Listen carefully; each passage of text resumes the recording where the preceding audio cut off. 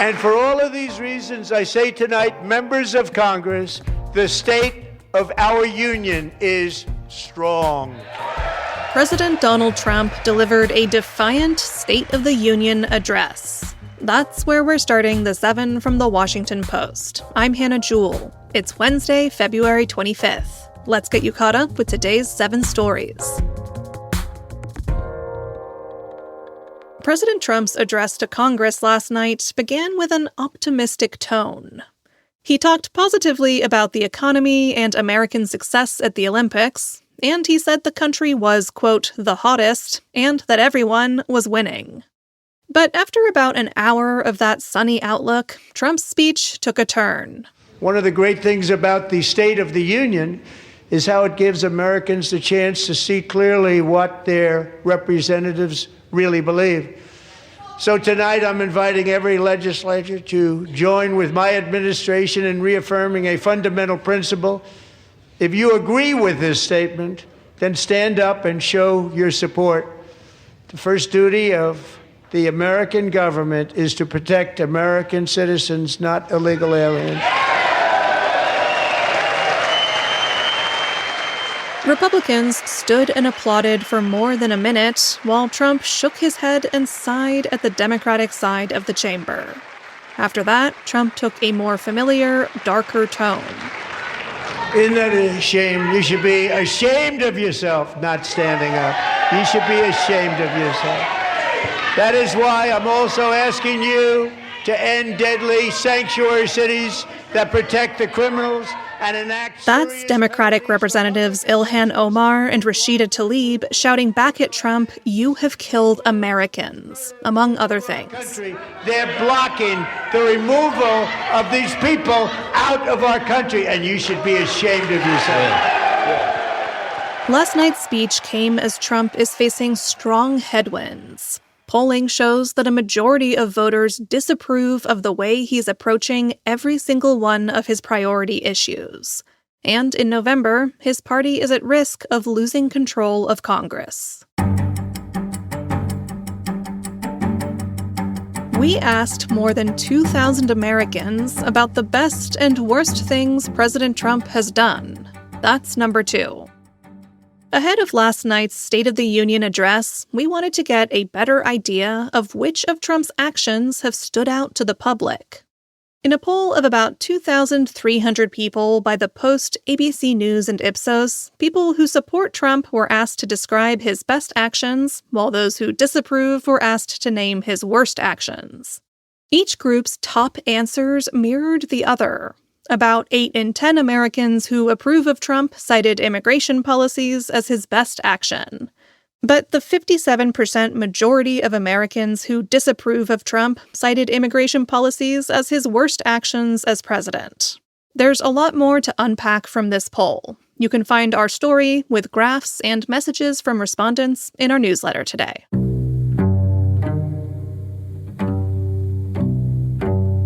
Number 3. A Republican lawmaker privately questioned Trump's demolition of the East Wing of the White House. Republican leaders were quick to defend Trump last year after he tore down the East Wing. The demolition was to make way for Trump's planned ballroom. But behind the scenes, there was more Republican resistance to the demolition than has previously been reported. In an October letter, Representative Michael Turner of Ohio told a White House official that Americans found images of the demolition project disturbing. Turner went on to say that he had substantial concerns and demanded answers about how the decision was made. The communication adds to our understanding of concerns voiced by members of Congress and preservationists over Trump's project. A judge is currently weighing a legal challenge to the ballroom construction. Number 4. The family of Nancy Guthrie offered a reward of up to $1 million for information leading to her recovery or an arrest. Nancy Guthrie is the 84-year-old mother of Today Show anchor Savannah Guthrie. She went missing from her Tucson, Arizona home 25 days ago. In a tearful video yesterday, Savannah Guthrie said the family realized their mother may no longer be alive, but still hoped to bring her home. She pleaded for anyone with information to come forward. Tell what you know and help us bring our beloved mom home so that we can either celebrate a glorious, miraculous homecoming or celebrate the beautiful, brave, and courageous and noble life that she has lived. This case has drawn intense global interest. Despite an avalanche of tips and extensive searches, authorities have not found their suspect, who was seen on doorbell camera footage at Guthrie's home. He is described as a man around 5 feet 9 inches tall with an average build.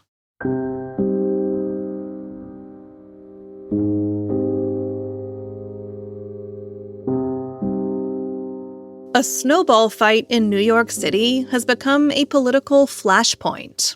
That's our fifth story. Friendly snowball fights, at times involving police officers, have become a staple of living in big U.S. cities after snowfall. But in New York, what started as a joyous occasion in Washington Square Park on Monday quickly morphed into a political firestorm. Viral videos showed police officers responding to the snowball fight. Then residents pelted officers with snow and ice.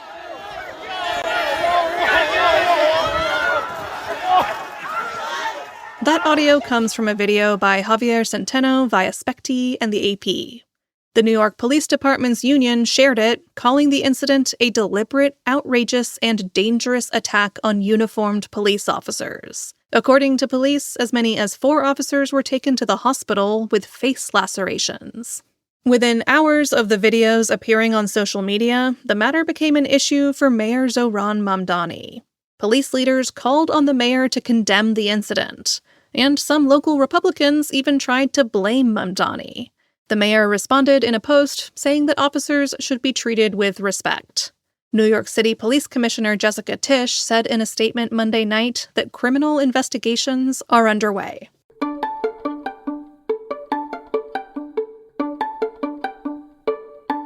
Number 6. Most teens believe their peers are using AI to cheat in school. According to a new study from the Pew Research Center, the kids are using AI. About 2/3 of them told Pew they had used a chatbot. And the majority of American teenagers believe students at their school are using the technology to cheat somewhat or very often. Some experts worry that without proper guardrails, teenagers are becoming dependent on AI. In another finding, more than 1 in 10 teens use AI for emotional support or advice. One researcher told the Post that young people who are dependent on AI may lose faith in their abilities without it.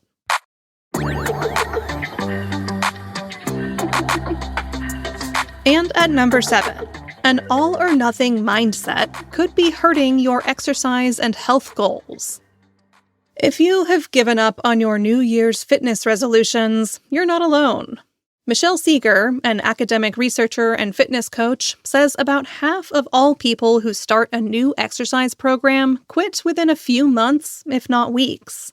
She wanted to know why. So, in a new study, she and her colleagues spoke to lapsed exercisers. They discovered a frequent tendency toward all-or-nothing thinking. People were setting goals that were too ambitious or too rigid, and if they strayed from them, they gave up completely. If they could only work out for 15 minutes, the thinking goes, why work out at all? If this sounds like you, there are some simple ways to get back on track. First and foremost, choose good enough over perfect. Even a few minutes of exercise can make a big difference. That's inspiring advice, isn't it? I probably won't be taking it today.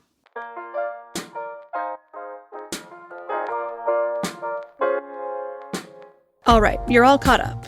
But before you go, a reminder that if you're a subscriber to The Washington Post, you can get access to our shows ad-free in Apple Podcasts. All you have to do is find The Washington Post channel in Apple Podcasts and connect your Post subscription. Then sit back, relax, and enjoy not hearing any ads.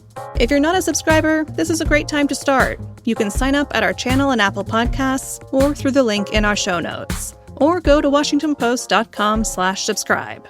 I'm Hannah Jewell. I'll meet you back here tomorrow.